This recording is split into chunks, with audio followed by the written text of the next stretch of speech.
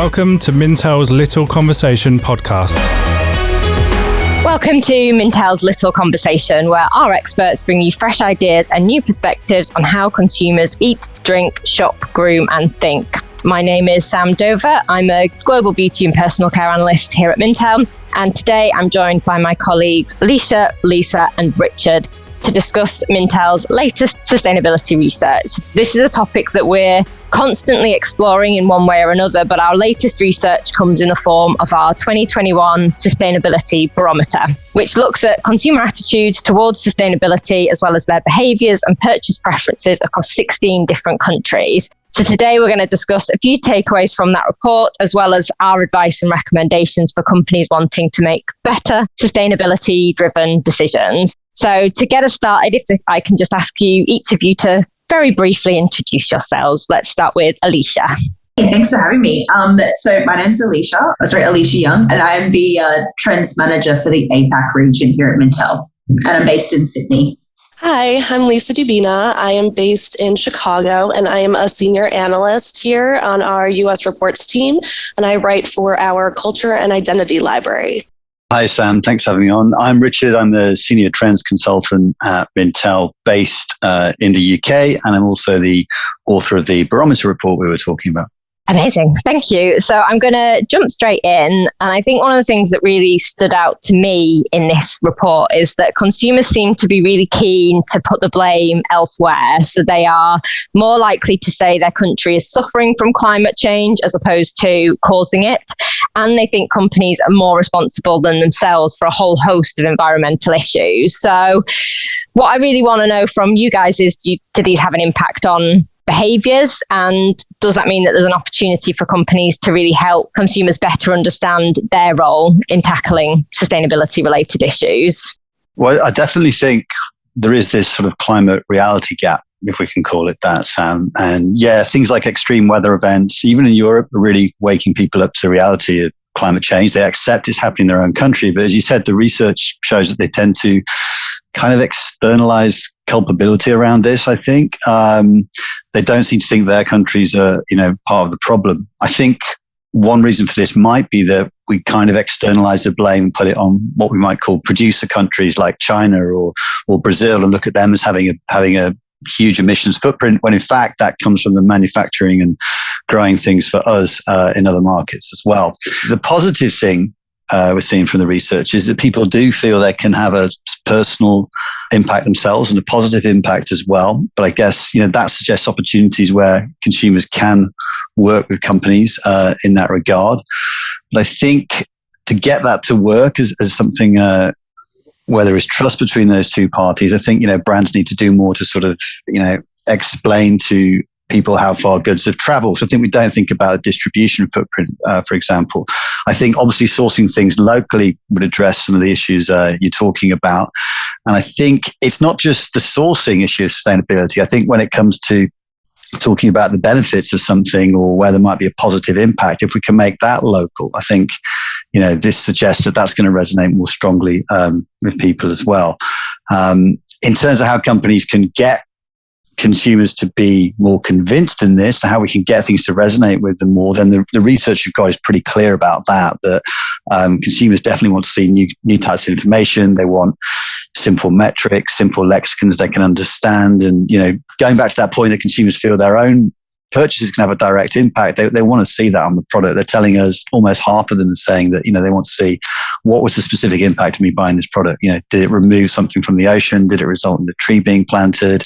They also want to see how much CO2 has been emitted by the product they're buying. We know some brands are obviously doing that. Someone like Reformation in the fashion business, or Oakley in food and drink, they're already doing that on pack, but it's quite rare still.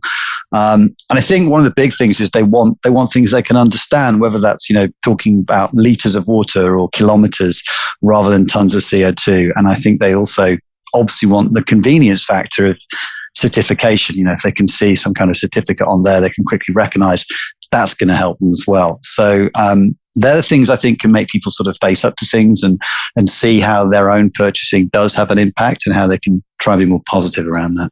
Amazing. Anybody else want to add to that? Yeah, I think a part of the shift we've seen towards supporting local and buying local is, at least I think on some level, driven by kind of an understanding that relying on, as Richard just said, these producer countries is ultimately unsustainable. And even if they do kind of think that it's these other countries' fault to some degree, that it's their own consumption that's driving that level of production in the first place. So they're not, there is that culpability in there for the consumer as well, even if they're not necessarily from that country. And I think at this stage, there seems to be a certain level of maybe helplessness. So not hopelessness, because we've seen in the data, obviously, that consumers still think that there is time for action, which is good. But as we, really start to understand how big this task is, and, it's quite hard to know even just where to start as a consumer. And so I think consumers on an individual level, I think they want to take that responsibility, but they want to know what the right action to take is. And they want to be told, with clear directions. And I think that's why they look to brands, and they feel that the responsibility kind of lies with brands as well, not to do the work necessarily, but to show them what to do, to lead the way. So I think to that end, companies absolutely have a role to play. And in fact, they have a really exciting opportunity to pioneer new and innovative products and solutions and create the world that we want to live in. We've seen brands embracing circularity, creating really good, quality and valuable products from what would have once been considered like byproduct or waste. And I think that just with all these emerging technologies and all these really cool things that we're seeing coming through, consumers are really ready for that narrative. They're really ready to engage with that kind of story as well. And as Richard just said, make it feel like their consumption is having a positive impact rather than a negative impact on the world. I'd love to jump in here. From the United States perspective, unfortunately, climate change and sustainability has become pretty politicized. And we looked at this quite a bit in our recent April report here in the US, the Sustainable Consumer. So among consumers who we'd consider environmentally conscious, we do see that there's a huge gap between concern and understanding their own individual impact. They definitely look to companies and brands and feel that involvement from companies and brands is required in order to reverse and improve the process of climate change. And so brands really, I think, have a responsibility and an opportunity, as Alicia was saying, to educate consumers, to really provide easy, efficient ways that consumers can make sustainable choices in their everyday life. Amazing. I mean, you mentioned the Reformation there as a good example, which I really like that as an example of a brand, because I feel like it pulls out some really interesting kind of comparisons. So it kind of says what, the average dress water usage in an average dress versus their dress. So do you think things like that are really important? Is it about really kind of pinpointing the specifics and really using those comparisons, things like that, to make it easy to understand for the consumer?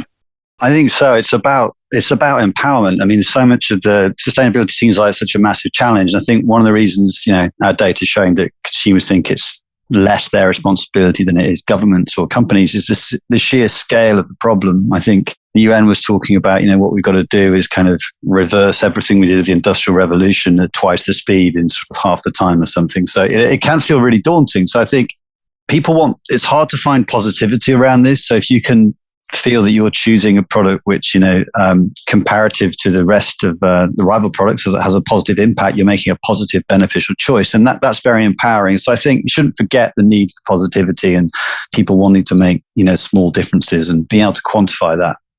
So another thing that we discuss in the report is the kind of what we call red lines that consumers won't cross. So this means the factors that they are not willing to compromise on for the sake of the environment. So thinking about things like quality, price, things like that. So how important do we think these red lines are? And is it really about a balancing act between the kind of essential purchase drivers and sustainability? And is it, how can brands and companies kind of strike the right balance, so to speak?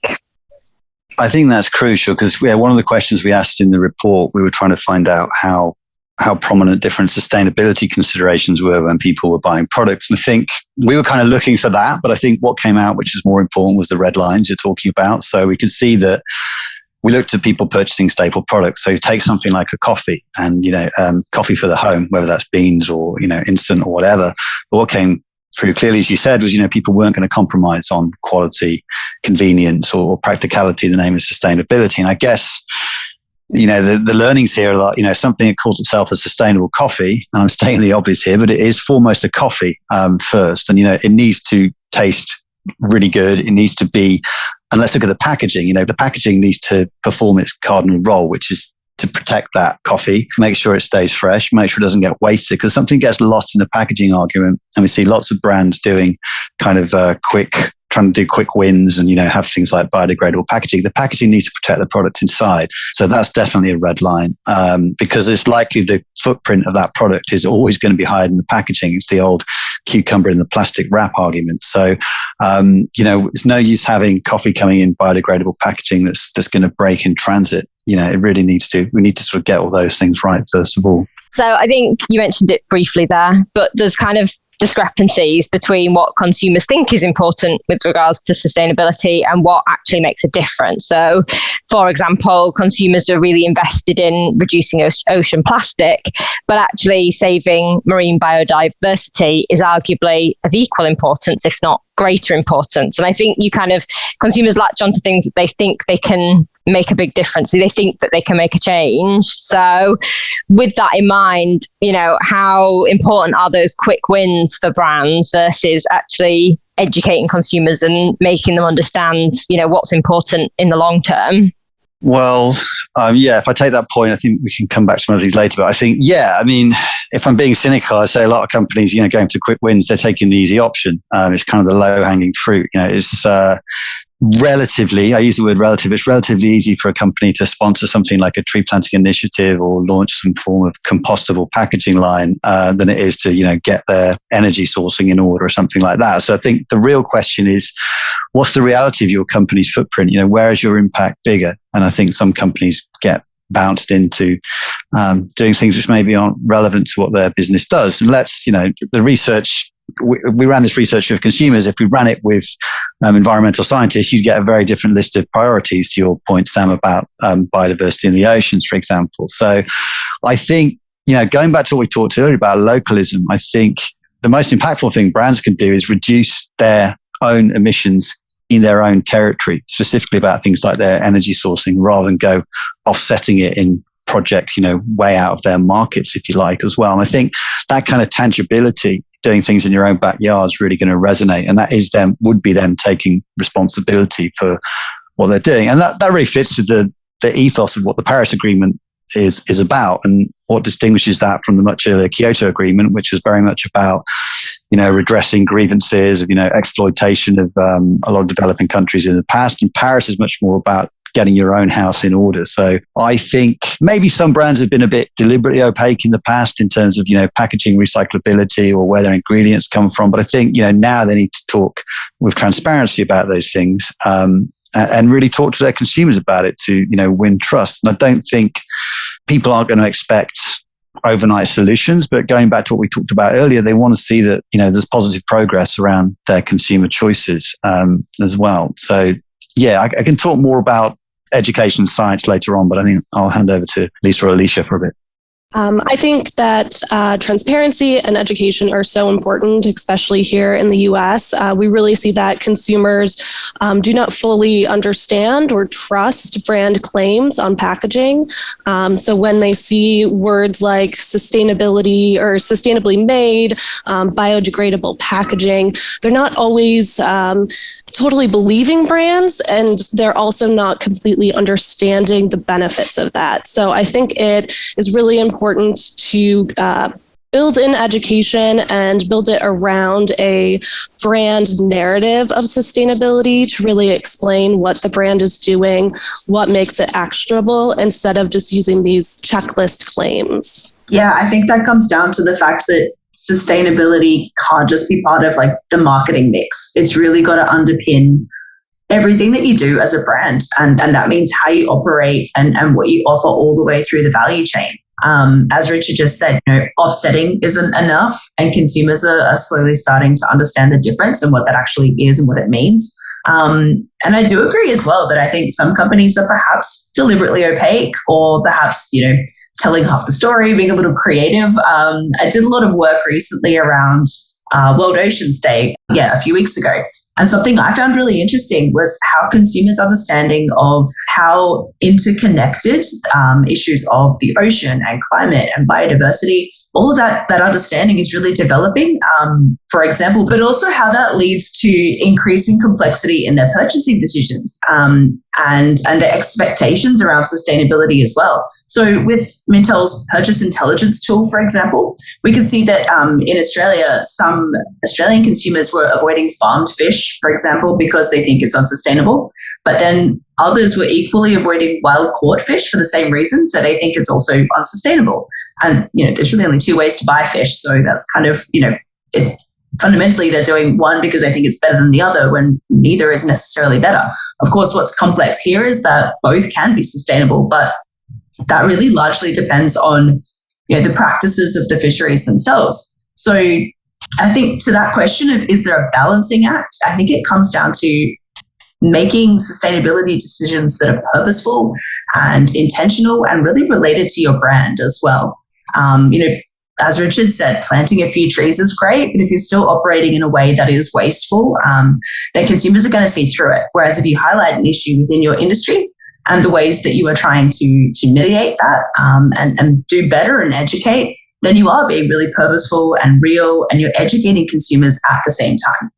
On that, I'd like to dive in if I can on that point about education. I mean, that's a big thing that came out of the survey. I mean, one thing was disappointing was the proportions of consumers who didn't agree with the statement, science can provide us with solutions to the climate crisis, because without scientific solutions, we're really in trouble, because so much of what we're hoping can happen is based on, innovations which haven't really happened yet. So we've got available technologies. What are they hoping for? I mean, we have available technologies, the things we all know about, solar, batteries, fuel cells, hydroponics and things, but also stuff in development and, things like carbon capture or, zero carbon manufacturing materials, lab grown foods, things like chemical recycling. So much of the goals of lots of our clients in terms of what they're going to achieve in terms of recycling are based on still developing technologies. And so they're going to be integral to achieving, this route to zero and sustainability. So consumers' trust, I think, it's not just their education, I guess, it's their trust in science as a solution needs to be really built up. And, I know we've done projects a couple of years ago at Mintel all about how people still trust in nature over science. Natural's got this kind of halo around it, but, if we're talking about sustainability, then, natural's finite. That's natural something we need to, conserve, and we do need to look for synthetic and scientific solutions. So I guess not many brands have the courage to explain scientific solutions or, maybe give their customers enough credit or respect to sort of bother explaining that to them. But that's something that's definitely going to have to happen. Yeah, I think it all kind of comes back to that level of understanding and how you kind of quickly convey those messages. So with that in mind, what role do we think things like certification, labeling, those kind of quick things that people can look for and help them make decisions? Do we think they're important, and do we think they're going to be more important, less important going forward? I think so, because people want, we talked about trust. They want, as I mentioned earlier, some of our data shows that people definitely want third-party accreditation on packaging. I guess it's got to be convenient. Something we're seeing in the UK this autumn, we're going to be trialing this traffic light system, similar to what you see in the past of nutritional information. And that's going to, if it's red, it's really high emissions. The nearer it gets to green, the, more sustainable the product is. And that's been, calculated by third parties. It's going to take account of every stage of the product's life cycle. So from the sourcing of the ingredients to the distribution to the disposal of it as well. So that's convenient, right? So, that's very easy for consumers to see a color and decide, how sustainable it is and make a decision on that. And I think there's a broader point about that. I'm getting a little bit into Alicia's territory here, but, when we ran the research with our drivers research, so we're able to see, how consumers describe themselves. And what we see with sustainably minded consumers is they do want things like the convenience of that traffic light system. The way I talk about them is to say, they're just like everyone else, only more so. And back to your point about red lines, Sam, the consumers we identify as being particularly sustainably minded, for them, keeping to a budget, having convenience is even more important than it is for your standard consumers. So they're the kind of things we must never, forget. And I think there's a wider point here about selling in sustainability to people. we need to remember that these people still have egos. They're still concerned about things like well-being. They want to stand out from the crowd. And, look at a brand like Tesla. That's completely based on that. And, we tend to forget that at the more, dare I say, perfunctory level, looking at CPG products and things. But you need to appeal to people's egos and who they think they are beyond the, let's take the sustainable stuff for granted. You've got to position it around that, but we've got to look at other things as well. Yeah, I really like how you phrased that, Richard, just like everyone else, only more so, because that's, like you say, exactly what we've seen in the research again and again. When we talk about, the drivers of consumer behavior at Mintel and the framework that we've developed around that, around these consumer motivators, we can start to see the kinds of consumers who do care more about the environment, about sustainability, and what else they care about as well. So what are those things that they also over-index in? And as you say, they tend to also care more about other factors like convenience, like budget, experience, well-being, all of these different factors. So focusing just on sustainability and eco-consciousness, honestly, I think it's a little bit austere. It's a little bit, it can lead products to maybe be great for the environment, but honestly, a little bit boring. So when you think about, the consumer shopping journey, you still need to grab their eye in the first place. You still need to stand out on the shelf. And sustainability credentials alone often aren't really enough to they don't pique that initial interest in a really fun and interesting way. Playfulness is something that we're seeing startup brands doing really well. So thinking like Oatly, for example, just by utilizing a really fun kind of playful tone of voice that connects authentically with the brand's target audience. And another thing as well that kind of gets lost sometimes when brands try to offer more sustainable solutions is basically that they're just not user-friendly. So one recent example is of KFC in China, who replaced, as they had to, government kind of said that no more plastic cutlery. So they replaced the plastic cutlery and offered wooden versions, which, is all well and good. But in China, KFC offers soup. And a basically flat wooden spoon for eating soup is pretty much useless. So, of course, Chinese consumers took to Weibo to complain. And eventually KFC came back and they actually had to apologize for the spoon, which I think is great. So basically consumers, they won't sacrifice user experience. And I think it feels obvious, but it's also really worth remembering, I think. If it doesn't perform, then it just contributes to waste, even if it's made of wood. Like Richard, you said with the coffee, right? If it turns up and it's kind of crap, then it's a waste, no matter how good it once was. Agreed. We definitely see that in some of our research here in the States as well.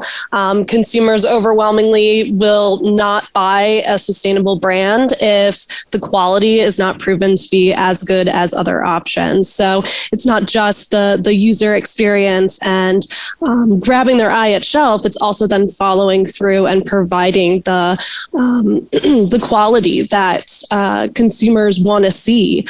And I think in order to achieve that, going back, I think part of that also really relies on those third-party labeling certifications. As I mentioned before, there's a definite lack of trust when it comes to brands using sustainability claims.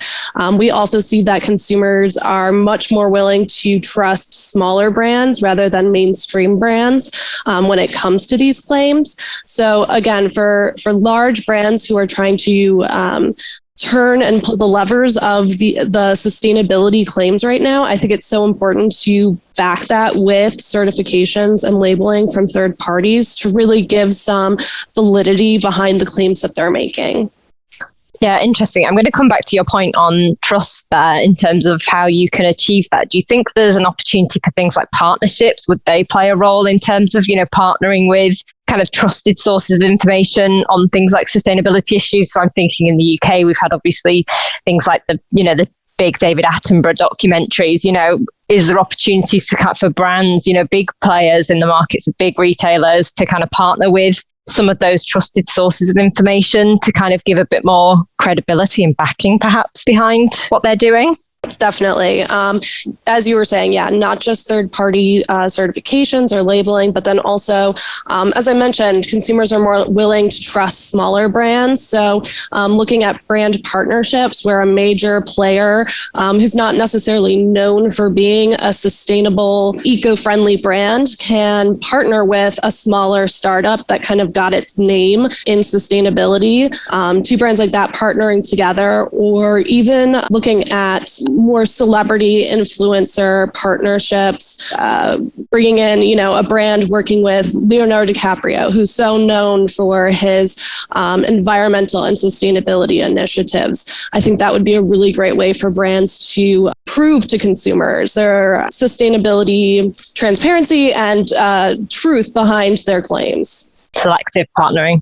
Yeah, I know people always kind of consider the obviously startups and things that don't have the legacy of some of their quote bad things, some of their bigger rivals might have done. And people talk about the analogy of an oil tanker and how long it can take for some of the big brands to sort of turn around their policies. They're not nimble like a lot of startups, but I think the big brands are obviously the ones that are going to have the impact around this.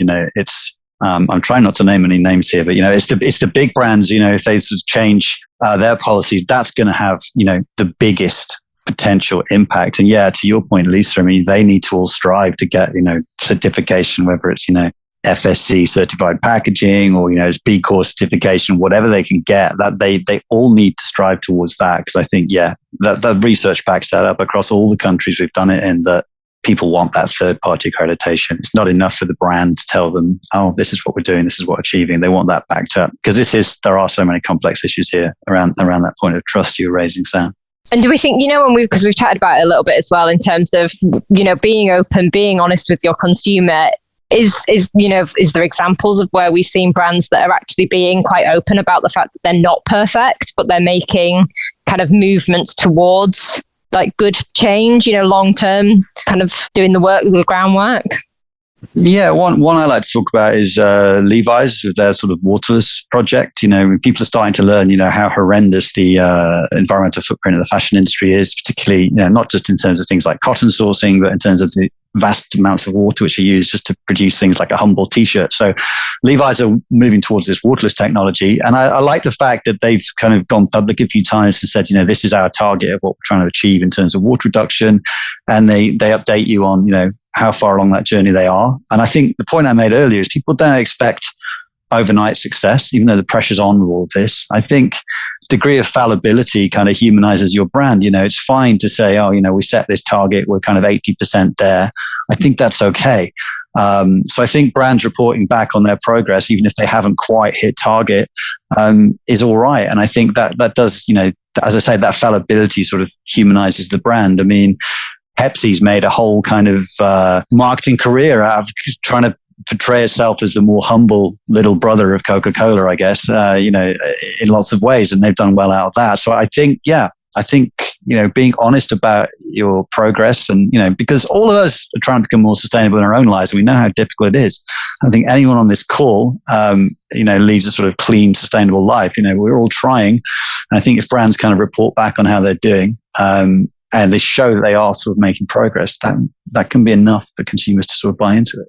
So I'm going to take a quote from the Sustainability Barometer report. So I really like this quote. So simply doing good wasn't enough to get people to buy sustainable goods and services 50 years ago. And that's still the case today. So to me, that really underpins the message that, it's important for companies to convey sustainability missions in a way that's kind of understandable and meaningful to the average consumer. So to kind of close today, if you could all kind of give me one piece of advice that you would give companies when they're looking to develop sustainability strategies, what would that be?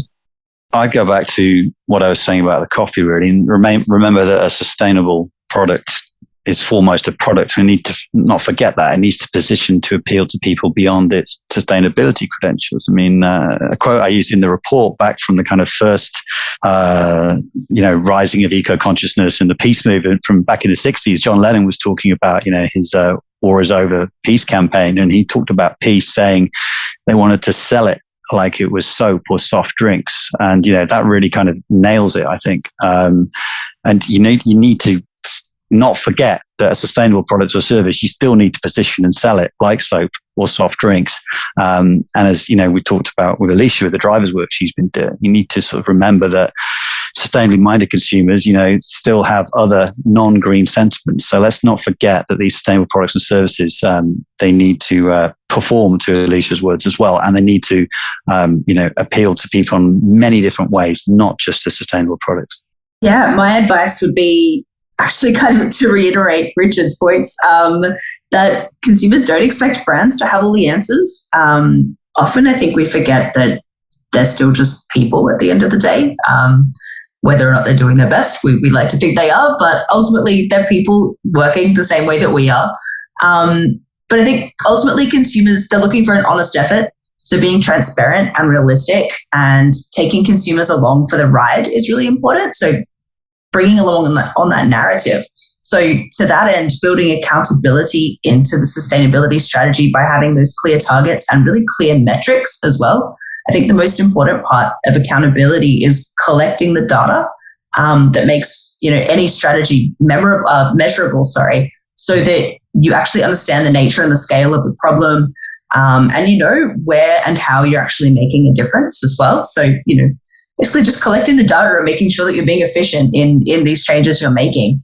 And I think that while relying on offsetting or even third-party organizations and alliances and certifications, they have their place and they're important. By themselves, I don't think they're going to cut it in and of themselves. I think you're really going to have to look back into your own value chain and say, what are the things that we can do? And really, I think just do that work. I think it's hard work, but it's work that's got to be done. That was more than one thing. Sorry, that was a lot of things.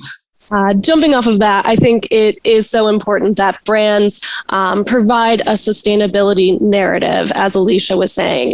Again, it can't just be a checklist of sustainability claims and benefits. They really have to present this as a larger part of the brand's mission, the brand's purpose. And going back to what we were talking about before, some of that is going to be admitting to missteps in the past and showing the proof, again, as Alicia was saying, the data, the metrics behind new efforts being undertaken by the brand.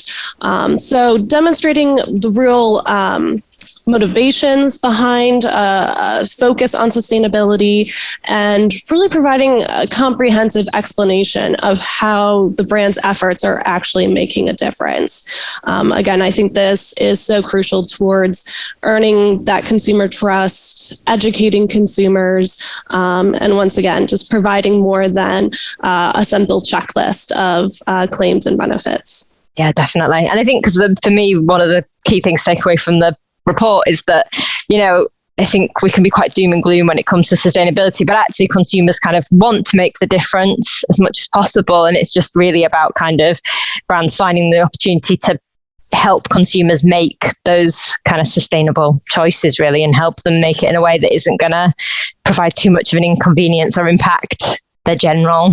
I think it's an exciting opportunity, frankly.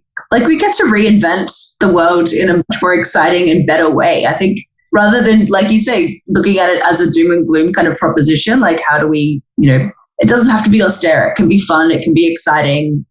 Yeah, and it's an opportunity for brands to partner with their consumers and build a sort of different relationship and one that endures. I mean, I always get asked by clients, will consumers pay a premium? Is that the reason for doing it? And I'm saying, well, no, but long term, it's about building a long term relationship with your consumers for the future. It's about taking the hard investment now for the benefit of the future. Yeah, definitely. I feel like going on to pricing and all of that opens up a whole other conversation that sadly I don't think we've got time for today. But be a follow-up, yeah.